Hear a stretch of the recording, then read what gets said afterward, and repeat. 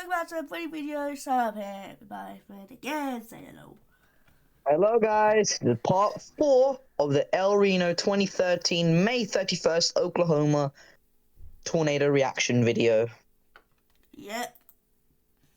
Here we go. Just go straight forward, Roll guys. the clip.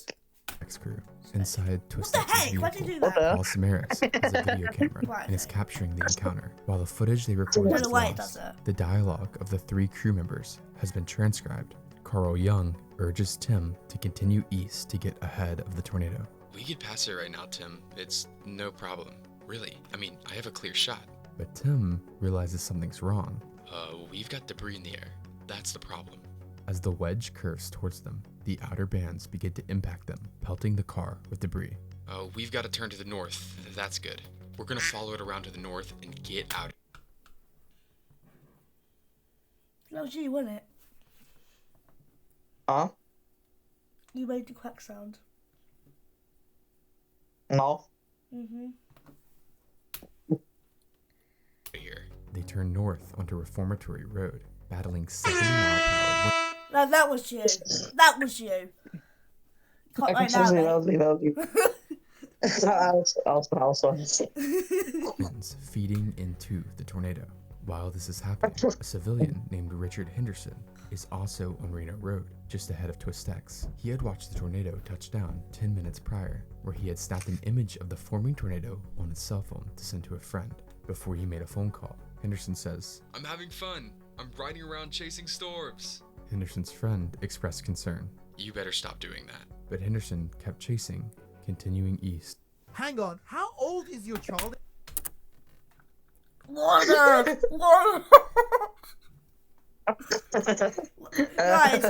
I don't have YouTube Premium. I don't want. Oh, Monax, why? Why YouTube? What the hell? Ah! It's made and is capturing the Wait, encounter. While the footage they recorded is lost. The dialogue of the 3 crew members has been transcribed. Right, now I've. Carl Young Okay. urges Tim Guys. to continue east to get ahead of the tornado. We could pass it right now, Tim. It's no problem. Really. I mean, I have a clear shot. But Tim No, that was you. Look, I tried to do it during the ad, but it delayed. realizes something's wrong. We've got debris in the air. That's the problem. As the wedge curves towards them, the outer bands begin to impact them, pelting the car with debris. We've got to turn to the north. That's good. We're gonna follow it around to the north and get out of here. They turn north onto Reformatory Road, battling 70-mile-per-hour winds feeding into the tornado. While this is happening, a civilian named Richard Henderson is also on Reno Road, just ahead of Twist X. He had watched the tornado touch down 10 minutes prior, where he had snapped an image of the forming tornado on his cell phone to send to a friend. Before he made a phone call, Henderson says, I'm having fun. I'm riding around chasing storms. Henderson's friend expressed concern, You better stop doing that. but Henderson kept chasing, continuing east on Reno Road. When the tornado made its launch north, Henderson kept pushing eastwards. The friend recalls hearing popping noises as debris hit Henderson's car. Soon, the call went dead.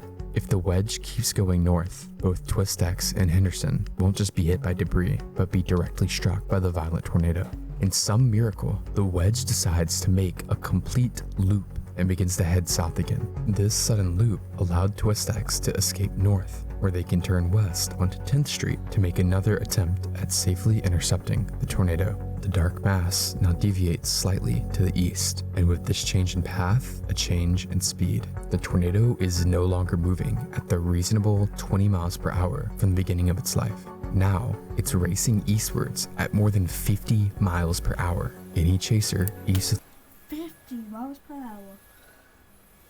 Yep. The fact is, yeah, at this time the tornado was around 1.1 to 1.3 miles wide. It was around, I think, 6:15 p.m. while Swiss X was going north.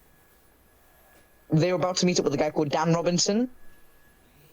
Twist X was behind Dan Robinson, and Dan Robinson recorded Twist X's headlights like disappear and stuff, and blah blah. You'll see eventually in a video.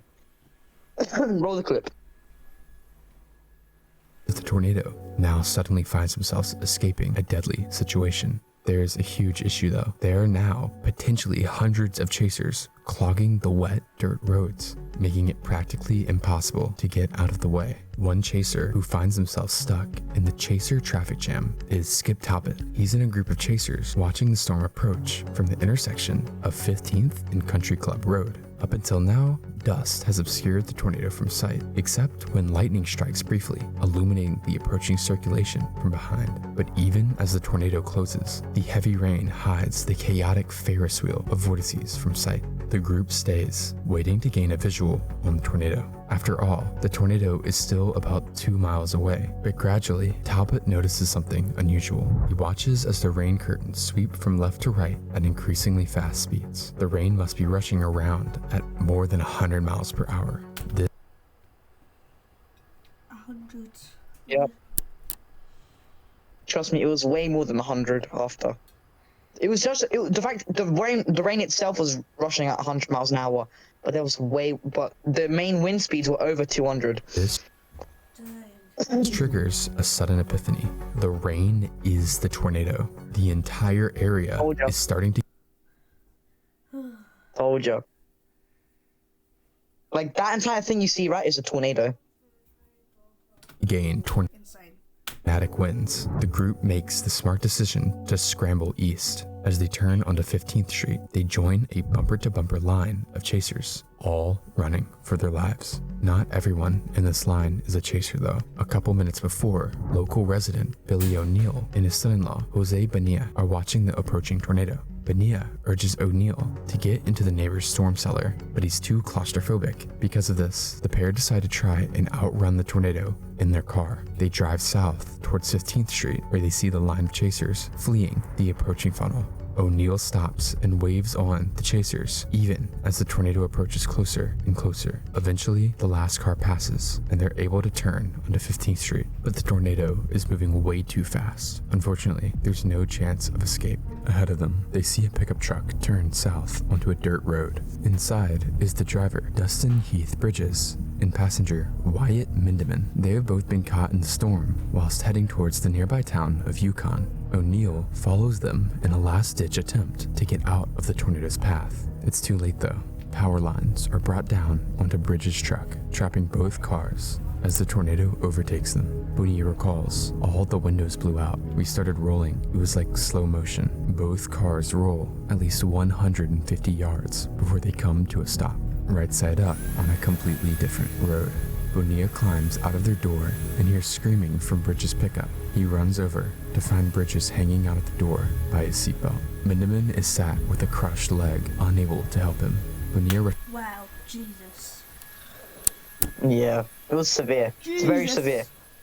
Alright, I think I've been with this video 8 minutes. I can't go further now because you'd be like, no, sorry, that's too long. Anyway, I think I'm going to say thanks for watching this video, and we're out. Peace. Peace.